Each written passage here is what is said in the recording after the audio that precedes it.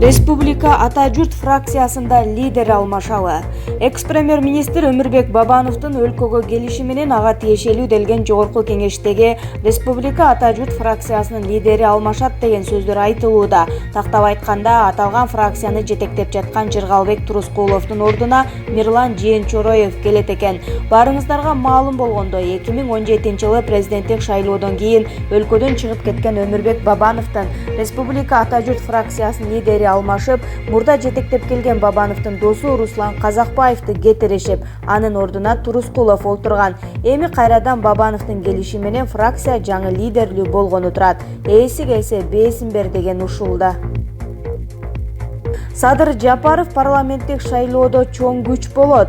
2013-жылдын 7-октябрында Караколдо кумтөр маселеси боюнча нааразычылык акциясы болуп, башаламандык орун алган. Окуянын жүрүшүндө андагы губернатор Эмилбек Каптагаевди барымтага алуу аракеттери, коркутуулар, жымыкаларга тараганы эсибизде.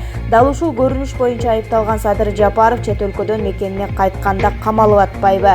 Аныгында ал башаламандык учурунда Караколдо болбогонун, тиешеси жок экенин окуянын катышуучусу экс-губернатор Кан Какшап айтып келет. Аз күн мурун Каптагаев кайрадан башкы прокурор Өткүрбек Жамшитовго кайрылуу жазып, Жапаровдун күнөөсү жок экенин, жалган көрсөтмөнүн негизинде 11 жыл 5 айга кесилип кеткенин билдириптир. Ак жеринен күйгөнүн баары билишет. Анын үстүнө түрмөдө отурган мезгилинде атасы, апасы жана уулунан ажырады. Боору оорулаган адам жок болсо керек. Кумтөрдөгү чындыкты айтуу менен бийликке жек көрүнүп, акыры камалганын жаттап деле бүттүк да. Канчалык ырайымсыз, куугунтукта калса да сынбай, эрки күчтүү экенин далилдеп, оор сыноолордон өтүүдө. Ошого жараша Садыр Жапаровдун саясий рейтинги барган сайын өскөнү 2-нин 1 дегендей алдыңкы сапка чыкканы талашсыз. Эмдиги жылкы парламенттик шайлоодо чоң күч болоору анык. Ал түрмөдөн чыкса да, чыкпаса да, саясий күчтөр эсептешип биригүүгө барышары эмитен эле байкала баштады. 28 беттеште 28 жеңиш. Хабиб Юсинин абсолюттук чемпиону аталды. 7-сентябрдан 8-сентябрга караган түнү орусиялык мушкер Хабиб Нурмагомедов менен америкалык Дастин Поре Байенин Абу-Дари шаарында Юсинин 242 турниринин алкагында кез келди.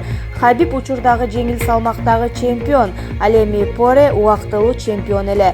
Беттештин 3-раундунда Хабиб Поренин муунту ыкмасынан бошонуп чыгып, кайра өзүн муунтуга жетишти. Жыйынтыгында Поре жеңилгенин билдирди. Орусиялык мушкер 28 беттешинде 28 жеңишине ээ болуп, жеңил салмактагы Юсинин абсолюттук чемпиону аталды. Хабибке тарыхтагы эң көп гонорар төлөп берди. UFC уюму орусиялык мушкер Хабиб Нурмагомедовго эң көп гонорар төлөп берди. Хабибдин Дастин Поре менен болгон беттеш үчүн гонорары 6 миллион АКШ долларын түздү. Бул UFC уюмунун тарыхындагы эң көп гонорар болуп эсептелет. Буга чейин UFC уюмунда эң көп гонорарды Конор Макгрегор алган. Ирландиялык мушкердин Эдди Алфарес менен болгон беттеш үчүн гонорары 3,5 миллион долларды түзгөн. Дастин Поре бул беттеш үчүн 250 миң АКШ доллар алат. Жалал Абадта 11 жаштагы баланын өлүмү боюнча кылмыш иши токтотулду. Ушул жылдын 9-июлунда Жалал Абад областындагы Сузак районунда 11 жаштагы баланын өлүмү боюнча кылмыш иши токтотулат. Бул окуя боюнча баланын 13 жаштагы эжеси күнөөлүү экендиги аныкталган. Жаңы кодекс боюнча кылмыш иши боюнча жоопко тартылуу 14 жаштан башталат. Учурда кызга психиатриялык экспертиза дайындалган. Ал реабилитациялык борбордо, бирок анын жыйынтыгы кандай болгон күндө да кыз жоопко тартылбайт деп билдиришти Жалал Абад областык милициянын басма сөз кызматынан. 9-июлда Сузак район айылдарынын биринде 11 жаштагы өспүрүм бычакталып, анын жанында өчүңдү балаң аркылуу алдым деген кат табылган. Нью-Йорктогу атактуу бука жаракат алды. АКШнын Нью-Йорк шаарынын Уолл-стриттеги атактуу буканын эстелигин зыянга учуратышты. Бул тууралуу дүйнөлүк басылмалар жазышты.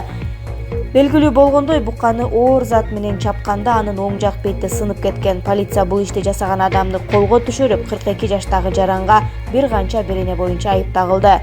Айтылуу буканын эстелигин италиялык скульптор Артуро Ди Модик шаар бийлигине айтпай эле 1989 жылы Нью-Йорктун фондалык биржанын имаратынын маңдайына орнотуп койгон. ал муну шаарга жасаган белеги деп түшүндүргөн. Полиция алгач эстеликти алып койгон, бирок коомчулуктун таасиринен улам аны Уолл-стритке орнотууга мажбур болушкан. Ошондон бери аталган бука Нью-Йорктун эң таанымал эстеликтеринин бири болуп саналат. Дарбаза басып калган окуучу милиция кырсыктын чоо жайын айтты. Бишкек шаардык ички иштер бөлүмү 5-класстын окуучусу футбол дарбазасын басып калган кырсыктын чоо жайын айтып берди. Белгилей кетсек, окуя 6-сентябрь күнү болжол менен саат 9:50 чамасында Ак Ордо жаңы конушундагы номер 96-мектепте болгон. Алдын ала маалымат боюнча кырсык Танапис учурунда болгон. Ойноп жатып балдар футбол дарбазасынын үстүнө чыгып алышкан, ал силкилдете башташкан. Темир конструкция кулап, түтүгүнүн бири 11 жашар баланын үстүнө түшкөн. Окуучу ооруканага жеткирилип, дарыгерлер жараатын тигишкен. Абалы орточо оор деп бааланууда, дешти милициядан. Окуядан кийин мектеп администрациясы милицияга кайрылбай эле коюуну чечкен. Ушул тапта тартип сакчылары окуянын кандайча болгонун иликтеп жатышат. Путин менен Зеленский телефон аркылуу сүйлөштү. Ортодо эмне кеп болду? Россиянын лидери Владимир Путин менен Украинанын президенти Владимир Зеленский телефон аркылуу сүйлөштү. Бул тууралуу Кремлдин маалымат кызматы билдирди. Мамлекет башчылары ишемби күнү өткөн сүйлөшүүдө камактагы жарандарды алмашуу жараянын жакшы жышаан катары баалашты. Муну менен эки тараптуу мамилени чыңдоого чоң кадам ташталганын белгилешкен. Мындан сырткары Путин менен Зеленский Украинанын ичиндеги жаңжалды жөнгө салууну талкуулашты. Тагыраак айтканда, кагылышууларды токтотуу режимин сактоо негизги маселе катары каралган. Сүйлөшүүнүн соңунда Россия менен Украинанын башчылары мындан ары да байланышып турууга макулдашышты. Ушуну менен алар 3-чү ирет телефон аркылуу сүйлөшүштү. Бирок расмий түрдө жолугуша элек. Белгилей кетсек, кармалган жарандар менен бирге терроризм боюнча соттолгон Олег Сенцов жана Россиянын чек ара мыйзамын бузган украиналык 24 аскер өз мекенине жөнөтүлгөн.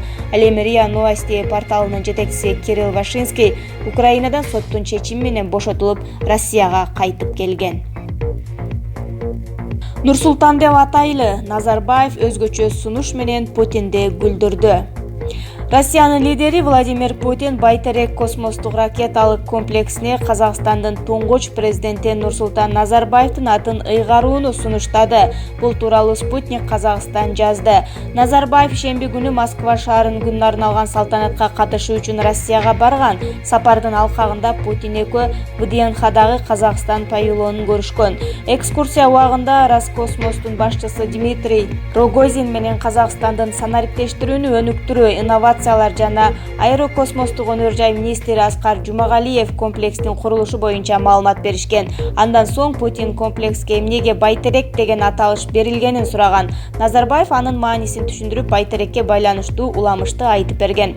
Келиңиз аны Нурсултан деп атайлы. Бул долбоорду сиз жасадыңыз да, деп сунуштаган Путин. Анда Назарбаев долбоор Россия менен Казакстандын өнөктөштүгү алкагында ишке ашып жатканын белгилеп, ага башкача аталыш ыйгарууну айтты. Нурсултан жок, мындан башкача ат бериңиз, Назарбаев деп атаңыз, деп жооп берген эл башы. Муну уккан Путин макул, келиштик деп жылмайган. Алардын жанында турган премьер-министр Дмитрий Медведев мындай аталыштагы алгандан кийин долбоорду сапаттуу жасоо керек деген белгиледи. Казакстан менен Россия 2018 жылдын 22 августунда Байкоңурга жаңы Байтерек комплексин куруу боюнча келишимге кол койгон. Негизи бул долбоор 2014 жылы демилгеленген болчу. Космостук ракеталык комплекс Союз 5 ракеталарын учурууга ылайыкташкан. 2022 жылы ишке ашаары пландалууда.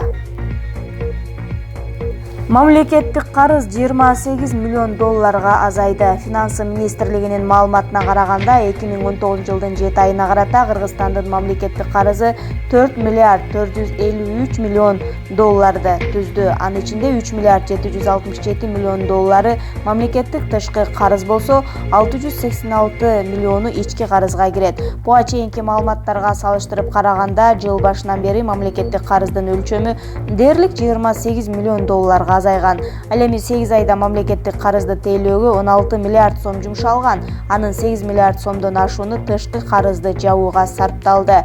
Кыргызстандын эң көп карызы Кытайдын экспорттук импорттук банкына туура келет.